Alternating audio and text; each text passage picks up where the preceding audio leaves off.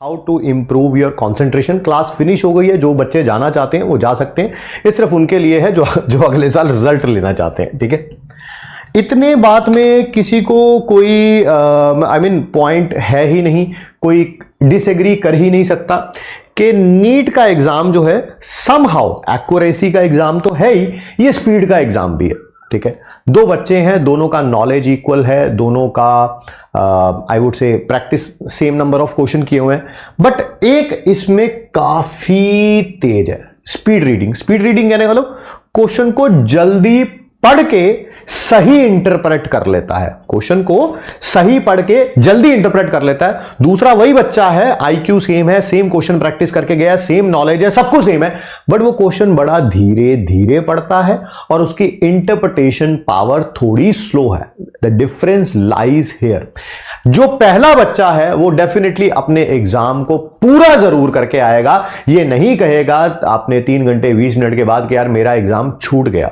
जो दूसरे टाइप का बच्चा है जो एग्जाम पढ़ता ही धीरे धीरे है, उसको वो डेफिनेटली उसका कोई ना कोई क्वेश्चन छोड़ के आने की प्रोबेबिलिटी बची रहेगी, खासकर जो सबसे लास्ट में अटेम्प्ट कर रहा है। या ऐसा भी हो सकता है सबसे पहले अटेम्प्ट किया बायो, क्योंकि आता सब कुछ है उसे बायो में, बट क्योंकि धीरे धीरे धीरे पढ़ रहा है, क्वेश्चन धीरे धीरे धीरे कर रहा है, और अभी जो क्वेश्चन करने थे, जैसे मान लेते हैं 90 क्वेश्चन करने थे, अभी सिर्फ 75 क्वेश्चन ही हुए हैं, और एक बार घड़ी में टाइम देखा, घड़ी में टाइम हो गया 1 घंटा बीत चुका है, अरे यार मैंने तो 45 मिनट में बायो खत्म करनी थी। वो पैनिक अटैक हो गया, वो 15 क्वेश्चन छोड़ के केमिस्ट्री की तरफ घुस गया। तो आप देख रहे हैं छोटा सा बात है speed reading, but it can create an impact, ठीक है।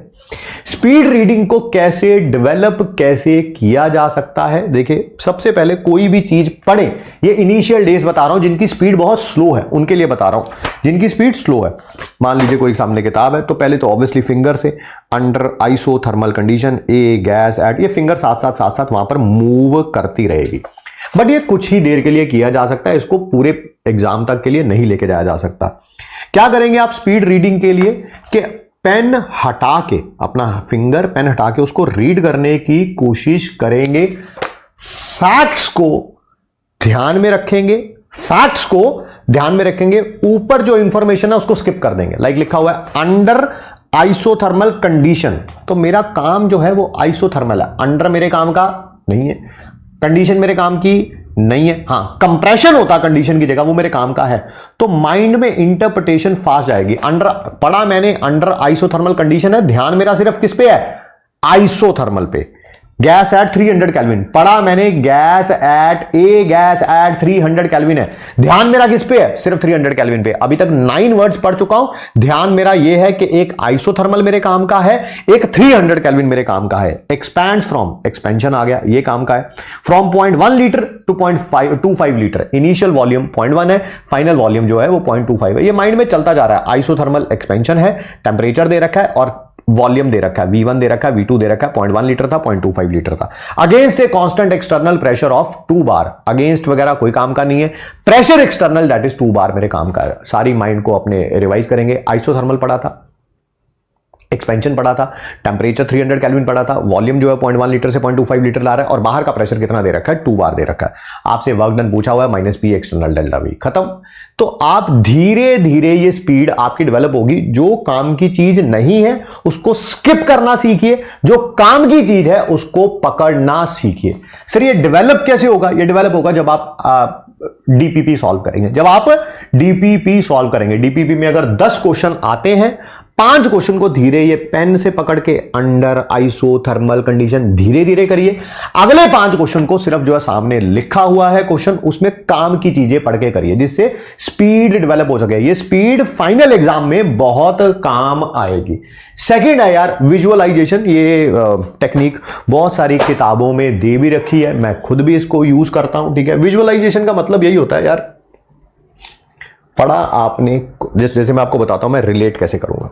विजुअलाइजेशन का मतलब क्या है कि एक व्हाइट शीट ले लीजिए, ठीक है सर। व्हाइट शीट पे कोई शेप बना लीजिए, मान लीजिए क्या बना लिया, ट्रायंगल बना लिया। क्या बना लिया, triangle.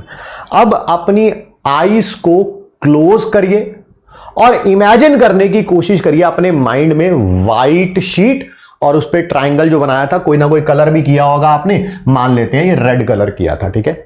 Eyes close, try to visualise this, try to visualise it, eyes close करके, कि यार अगर आपके माइंड में वो वाइट शीट आ जाती है, ट्रायंगल बनी हुई आ जाती है और रेड कलर बना हुआ कि ट्रायंगल आ जाती है, तो इसका मतलब विजुअलाइजेशन आपकी बहुत स्ट्रांग है।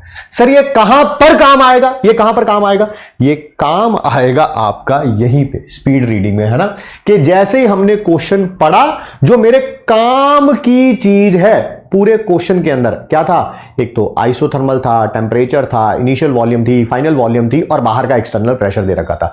उन सारी शीट में से जैसे वो ट्रायंगल मेरे माइंड में आ रहा है, वैसे ही पूरे क्वेश्चन में से ये 5-7 चीजें मेरे माइंड में आएंगी। करके देखेंगे धीरे धीरे, 21 डेज का काम है। मैं फिर बता रहा हूं, ये पढ़ी पढ़ाई साइंटिफिक बातें हैं, ऐसे नहीं है कि कोई भी चीज कहीं से उठाई और आपको बताई जा रही हो। 21 डेज देंगे, किसी भी हैबिट को डेवलप होने के लिए मिनिमम 21 डेज चाहिए।